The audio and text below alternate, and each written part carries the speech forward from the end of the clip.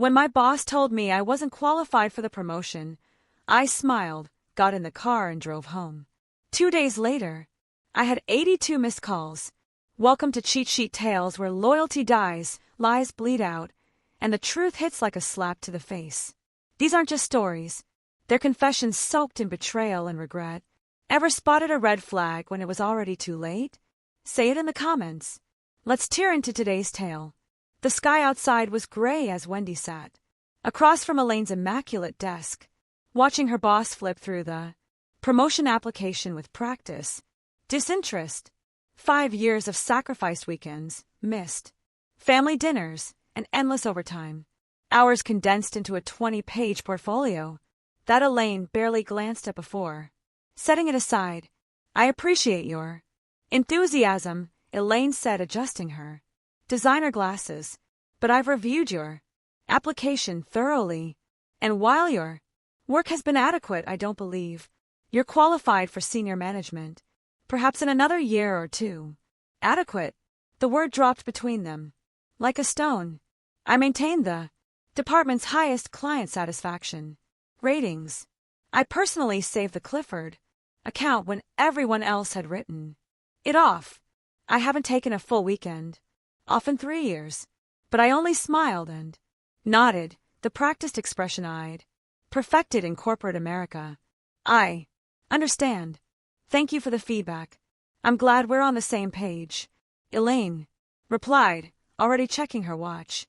"The Ellison proposal needs your attention today. They've requested additional metrics before signing."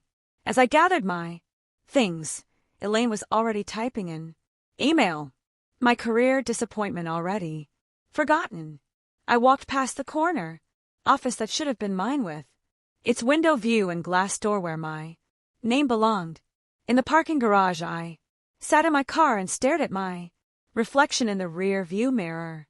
The woman looking back at me wasn't sad or even angry. She looked calculating. I started the engine and made 2 decisions that would change everything. I would cancel my upcoming vacation, and I would stop writing my daily operational guides. No one at the office knew it yet, but their perfect system was about to crash without its invisible support beam. Before I tell you what happened next, you might be wondering why so many people feel stuck in careers where they're undervalued. If my story resonates with you, make sure to like and subscribe. I share a new career strategy every week that might just change your professional life. Now back to what happened after that meeting.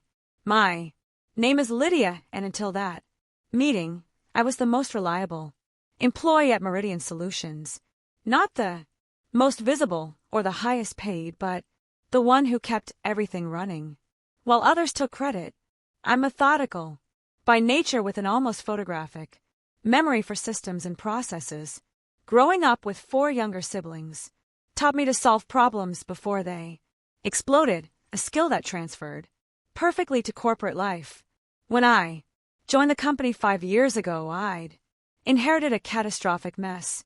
The previous team leader had departed abruptly after a disagreement with management, taking all procedural knowledge with them. No documentation, no transition notes, not even passwords to critical systems. The department was in chaos. Clients were threatening to leave, and nobody knew how to fix it. I spent 3 months reverse engineering every workflow, staying until midnight, decoding spreadsheets and reconstructing client histories. I created detailed guides for every process, color-coded, indexed, and meticulously organized. My boss, Elaine, never bothered to learn these systems. Why would she when I handled everything so smoothly? "You're a natural problem solver," she'd say during my performance reviews, always followed by a modest raise that never matched my contributions. The company had recently landed a contract with Ellison Enterprises, a major client worth millions in annual revenue. I built that relationship from nothing, staying late to accommodate their overseas time zone and learning their industry thoroughly.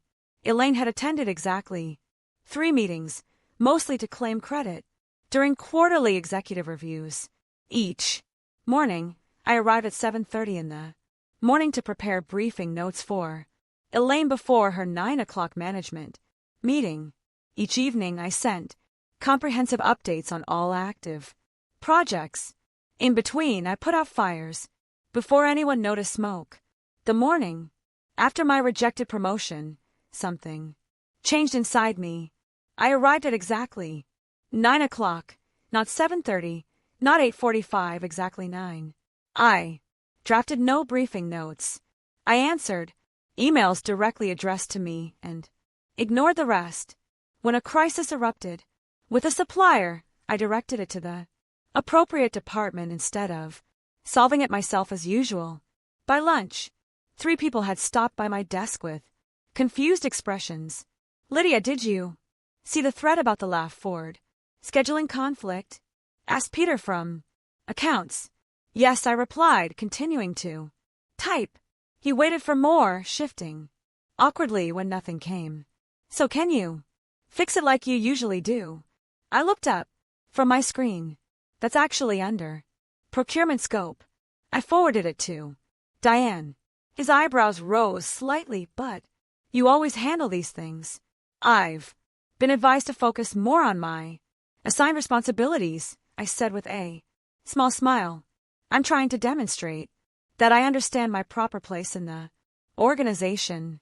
By 5 p.m., I packed up my belongings and left. No extra hours, no taking work home. On my drive, I canceled the cabin reservation for my upcoming vacation, the first real break I'd planned in 3 years. Instead, I would be present for the system's inevitable collapse. That evening, my phone buzzed with work notifications.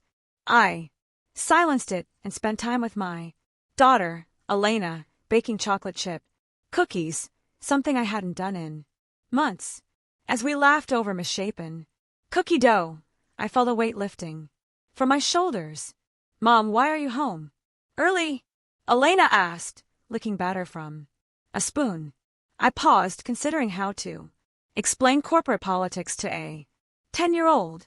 I decided my time was valuable, honey, and I wanted to spend more of it with you, she beamed. "Can we do this tomorrow, too?" "Absolutely," I promised, ignoring the phone vibrating insistently on the counter. By the next morning, cracks were showing at work. The Ellison client had requested urgent changes to their implementation plan, changes only I understood how to make. Elaine attempted to lead the response team, but quickly became overwhelmed. Without my usual detailed briefings, "Where are the process notes for the Ellison customization?" she demanded, appearing at my desk at 10:30. "They're in the shared drive," I replied pleasantly. "Under client implementations." I mentioned it in last month's department meeting. "There are hundreds of files there." "Which one specifically?" I pulled up the folder on my screen. "The master document is called Ellison Enterprise Integration Complete Process Documentation. It's organized by module, with tab sections." Elaine stared at the 200-page document with barely concealed horror. "Can you just handle this directly? The client is waiting." "I'd be happy to," I replied, "but I have the quarterly compliance review this afternoon. I can get to Ellison first thing tomorrow morning." Her face tightened. "This can't wait until tomorrow." "I understand. Would you like me to reschedule the compliance review? It's due to the regulators by end of day." She left without answering, her heels clicking aggressively down the hallway. That evening, I turned off all work notifications and took Elena to the park. My personal phone remained silent beside me on the bench as I watched her on the swings, her laughter carrying across the playground. For the first time in years, I was fully present in my personal life. When we returned home, I checked my work phone once. 79 missed calls from various work numbers. Voicemails ranged from confused to desperate to furious. The Ellison team was threatening to pull their contract. 3 systems had developed unexpected issues, all documented in my guides, which nobody had bothered to read. The quarterly compliance report due to regulators was still incomplete. I set the phone down and slept better than I had in years. The next morning I arrived at precisely 9 o'clock in the morning. Again, the office atmosphere had transformed overnight. Harried colleagues rushed between meeting rooms. Elaine was visible through her office glass, gesturing frantically on a video call. The regional director's assistant was pacing by the elevator banks. I settled at my desk and methodically organized my tasks for the day. Where have you been? Peter hissed, appearing beside me with wild eyes. Everything's falling apart. Elaine's been trying to reach you since yesterday afternoon. I left at 5 o'clock, I replied calmly. My work hours are 9 to 5 o'clock as specified in my contract. But the Ellison crisis, what about it? His mouth opened and closed. They're threatening to walk. Nobody can figure out how to implement the changes they need. I nodded thoughtfully. That process requires special handling. It's all documented in the guide I created last year. Nobody can make sense of your documentation without you explaining it, he almost shouted. Before I could respond, Elaine's assistant appeared. Lydia, emergency meeting in the conference room. Now, I gathered a notebook and pen, walking unhurriedly to the conference room where Elaine sat with the regional director, Byron Wallace. Their faces were grim, folders spread across the table. Lydia, Byron said, relief evident in his voice. Thank goodness. We need your help with this Ellison situation.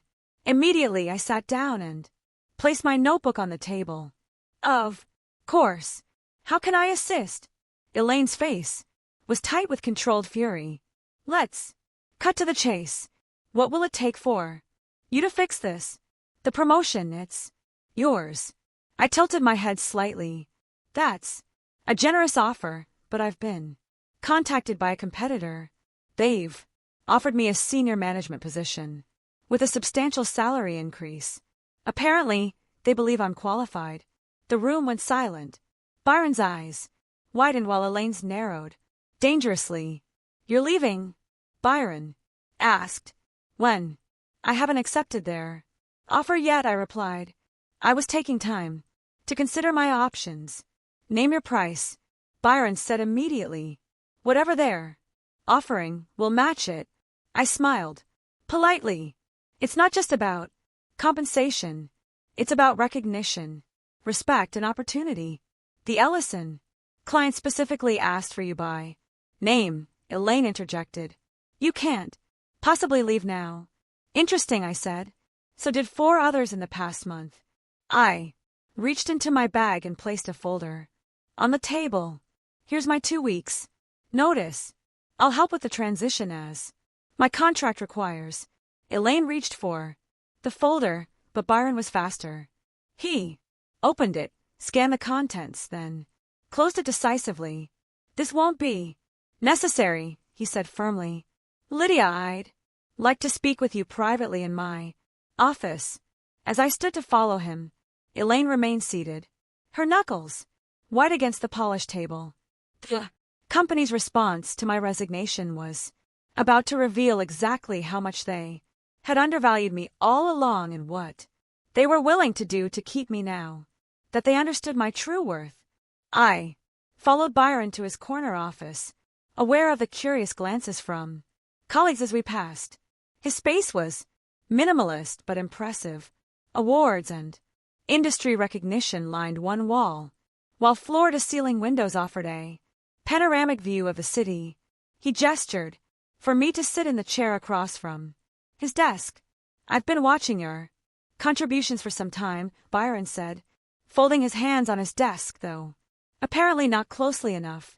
I remained silent, letting him continue. The situation with Elaine concerns me, he admitted. This is the first I'm hearing about your promotion being denied. Why didn't you come to me directly? Chain of command, I replied. Simply. Elaine is my supervisor. Going over her head would have been inappropriate. He nodded slowly. Admirable, but perhaps misguided in this case. Tell me honestly, what would it take to keep you here? I considered my words carefully. Recognition of my actual contributions, appropriate compensation, and a position where I can implement the strategies I've developed instead of just executing someone else's vision. Byron studied me for a long moment. I'm creating a new position. Director of Operational Systems, reporting directly to me. Double your current salary. Full remote flexibility 3 days a week and authority over departmental workflow. Design. The position is yours if you want it. I didn't respond immediately, which seemed to surprise him. Is that not sufficient? He asked. It's very generous, I acknowledged. But I need to be clear about something. I'm not using a competing offer as leverage. There really is another company waiting for my decision. Byron leaned back. What can they offer that we can't match or exceed? A fresh start, I said honestly. No history of being overlooked. No colleagues who see me as support staff rather than leadership. Fair point, he conceded. But consider this. You've built systems here that you understand intimately. You've cultivated client relationships that trust you. Starting over means rebuilding all of that from scratch. He was right, of course. 5 years of institutional knowledge wasn't easily replaced, but neither was the feeling of being consistently undervalued. I'll need some time to consider, I said finally. Of course. Take the weekend, but I need an answer. By Monday morning, he stood, signaling the end of our meeting. And Lydia, I'd appreciate if you could help stabilize the Ellison situation before you make any final decisions. I nodded. I'll handle Ellison personally today. When I returned to my desk, an email from Byron was already waiting, outlining the new position offer in writing. The salary figure made me blink twice. It was more than double what I currently earned.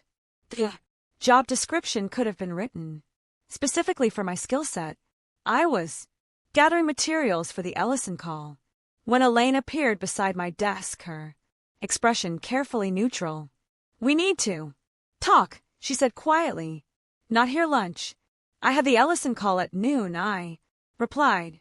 After that, then my office at 2. I nodded, already turning my attention to the crisis at hand. The Ellison team was frustrated but relieved. When I joined the call, their demands were reasonable. They needed customization that would normally take weeks implemented within days. I walked them through a phased approach that would prioritize their most critical needs while building toward their complete vision. This is exactly why we wanted to work with your company. Their director said, you understand our business needs, not just technical specifications. After the call, I documented the solution in clear steps and sent it to the implementation team with explicit instructions.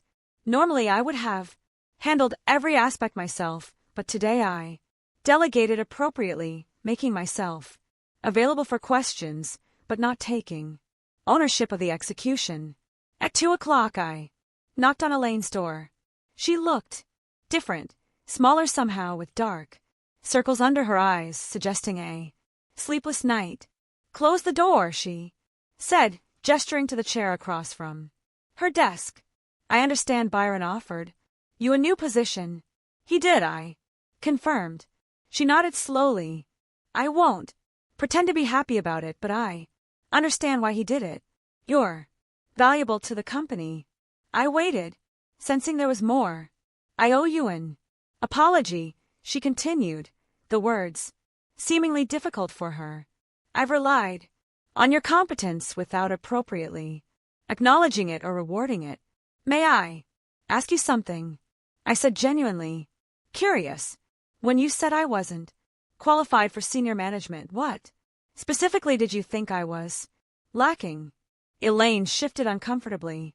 You've always been more technical, the behind-the-scenes problem solver. Senior. Management requires visibility, presence, political savvy. In other words, I do the work while others take the spotlight. She had the grace to look embarrassed. That's oversimplifying. Is it? I asked.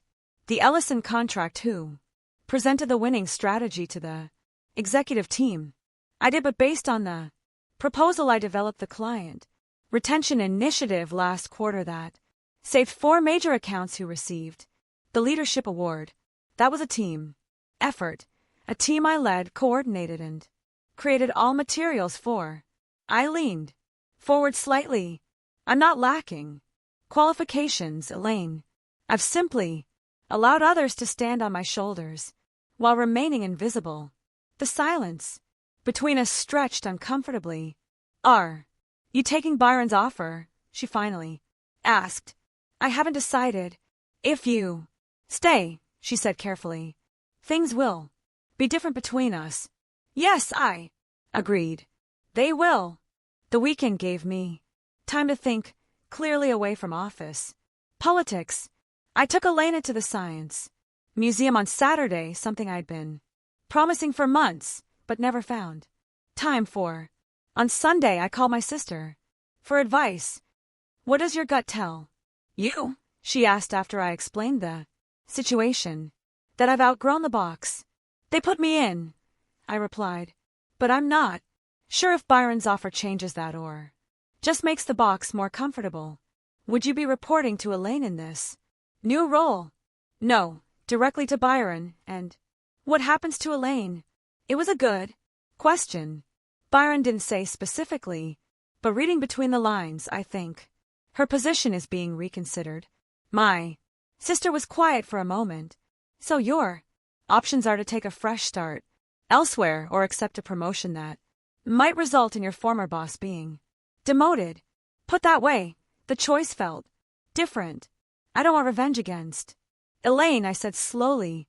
I just want recognition for my work. Are you sure about that? My sister challenged. Because from what you've told me, part of you would enjoy seeing her face the consequences of underestimating you. Her words hit uncomfortably close to home. Was that what I wanted to see Elaine? Humbled to watch her realize how much she depended on me while simultaneously dismissing my contributions. By Monday morning I had made my decision. I arrived early, 7:30 a.m., my old starting time, and went directly to Byron's office. His assistant wasn't at her desk yet, but his door was open. You're early, he noted, looking up from his computer. I wanted to give you my answer before the day gets busy, I explained, taking the seat across from him. And I'm accepting your offer with 2 conditions. His eyebrows rose slightly. I'm listening. First, I want to build my own team full hiring authority for 3 positions that I believe are essential. Byron nodded. Reasonable. And the second, Elaine remains in her current position. This clearly surprised him. After how she treated you? Why? Because replacing her doesn't solve the structural problems in how the department functions. And because I don't want my first leadership act to be perceived as revenge. He studied me with new interest. That's unexpected and politically astute. I've learned a few things watching from the sidelines, I replied. Very well. Elaine stays, though. Her department will now coordinate through your office for operational matters. Thank you. No, Lydia, Byron said, extending his hand. Thank you for staying. The announcement will go out this morning. I suggest you prepare for quite a bit of reaction. He wasn't wrong. The company-wide email went out at 10 a.m., announcing my new position and outlining my expanded responsibilities. My inbox immediately flooded with congratulations, questions, and meeting requests. Peter stopped by my desk, looking somewhat sheepish. So you'll be my boss now? Technically, yes, I confirmed. Is that going to be a problem? He He shook his head quickly. No. No, it's great. You've always been the one who actually knows what's happening. Anyway, throughout the day, colleagues, who had barely acknowledged me, previously suddenly found reasons to introduce themselves. Administrative assistants who had always been kind to me now smiled with a hint of conspiracy. They understood better than anyone how invisible work kept the company running. La avoided me until late afternoon when she appeared at my desk with a folder. The quarterly strategy document, she said stiffly. Since operational planning now falls under your purview, you'll need to present this at the executive meeting tomorrow. I accepted the folder. Thank you. I'll review it tonight. She turned to leave, then hesitated. For what it's worth, I didn't recommend against your promotion because I thought you were incapable. I did it because I couldn't afford to lose you from my team. It was perhaps the most honest thing she'd ever said to me. That's the fundamental problem, isn't it? I replied. Good managers develop their people, even when it means letting them move on. She nodded once sharply and walked away. That evening I stayed late, reorganizing my workspace for my new role. Byron stopped by on his way out. Still here? I thought you'd be celebrating. I smiled. I'll celebrate this weekend. Right now I'm planning. Planning what? How to make sure no one else in this company is overlooked the way I was. I handed him a document I'd been working on. This is my proposed structure for the new department, including training programs to identify internal talent and systematically develop it. He flipped through the pages, eyebrows rising. You developed all this today? No, I admitted. I've been refining it for about 2 years. I just never had the authority to implement it. Byron shook his head, looking impressed. Remind me never to underestimate you, Lydia. That's the plan, I replied with a smile. 3 months later, the transformation was well underway. My new team included a brilliant systems analyst who had been buried in IT support and a process developer who had been miscast as an administrative assistant. Together, we streamlined operations across 4 departments, reducing overtime by 40%, while increasing productivity metrics. Elaine and I developed a professional working relationship. It wasn't friendly, exactly, but it was respectful. She excelled at client-facing interactions, once freed from operational details she had never fully grasped. In an unexpected development, the division's employee satisfaction scores improved dramatically. The Ellison contract expanded to include 2 additional service lines, specifically requesting my new team's involvement in the implementation. Their CEO personally called Byron to commend the company's remarkable turnaround in operational excellence. On a Friday afternoon, 6 months after my non-promotion, I left the office at 5 p.m., a habit I had maintained despite my increased responsibilities. Elena was waiting when I got home. Homework spread across the kitchen table. How was work, Mom? She asked, looking up from her math problems. Productive, I replied, setting down my laptop bag. The new training program launched today. 25 employees will get development opportunities they wouldn't have had before. Like you didn't get. Children see more than we realize. Yes, exactly like that. She considered this. For a moment, that's a nice way to fix things. Instead of getting mad, you're making it better for other people. I smiled, recognizing the wisdom in her observation. Sometimes the best response to being undervalued isn't anger. It's demonstrating your true worth so clearly that it can never be questioned again. That evening, as Elena slept and I reviewed presentations for Monday's executive meeting, my phone buzzed with a text from Byron. Board approved your promotion to VP level effective next month. Unanimous vote. Elaine actually gave the strongest recommendation. Congratulations. I set the phone down, a sense of satisfaction washing over me. This wasn't about winning or revenge. It was about finally being seen, truly seen, for what I had always been capable of doing. The corner office with my name on. The door was nice, but it wasn't the victory. The victory was changing a system that had failed not just me but countless others whose quiet competence went unrecognized. The victory was creating paths for others to rise without having to become invisible first. Sometimes the most powerful response to being underestimated isn't proving others wrong. It's creating a world where talent can no longer be ignored, no matter how quietly it performs. If you've ever felt invisible in your workplace despite carrying more than your share, I hope my story gives you courage.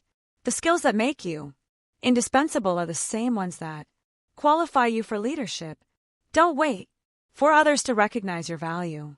Demonstrate it so clearly that denying it becomes impossible.